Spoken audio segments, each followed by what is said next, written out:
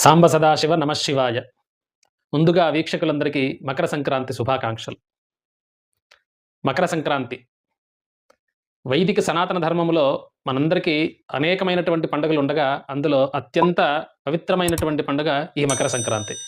ఈ మకర సంక్రాంతి విశేషాలలో కొన్ని చెప్పుకుంటూ, సంక్రాంతి విషయంలో పితృదేవతలు, వ్యవసాయము, ప్రకృతి పట్ల మనము చేయవలసినటువంటి ధర్మాలు, ఇవన్నీ కూడా సూర్యుని యొక్క మహిమ, సూర్యుని పట్ల మనకు కావలసినటువంటి అనేకమైనటువంటి ధర్మాల గురించి మనము చూస్తూ, కొన్ని విశేషమైనటువంటి ధర్మాలను మనం ఈరోజు స్మరించుకుందాం. మకర సంక్రాంతి. సంక్రాంతి. సం అంటే ఎక్కువదైనటువంటిది, క్రాంతి అంటే అభ్యుదయం. మరి అభ్యుదయం అంటే ఎదగడం, ఉన్నతమైనటువంటి స్థితికి చేరుకోవడాన్ని అభ్యుదయము అన్నారు. కాబట్టి ఈ మకర సంక్రాంతి సూర్యభగవానుడు ధనురాశి నుంచి మకర రాశిలోకి ప్రవేశం చేసేటువంటి కాలాన్నే మకర సంక్రమణము అన్నారు. ఈ మకర సంక్రమణము చెందేంత వరకు దక్షిణాయన పుణ్యకాలం జరుగుతూ ఉంటుంది. ఈ సూర్యుడు మకర రాశిలోకి ప్రవేశించినటువంటి పిమ్మట నుంచి ఉండేదే ఉత్తరాయణ పుణ్యకాలము.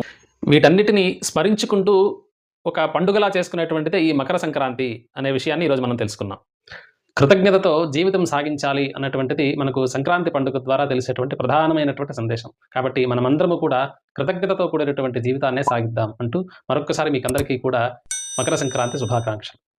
స్వస్తి.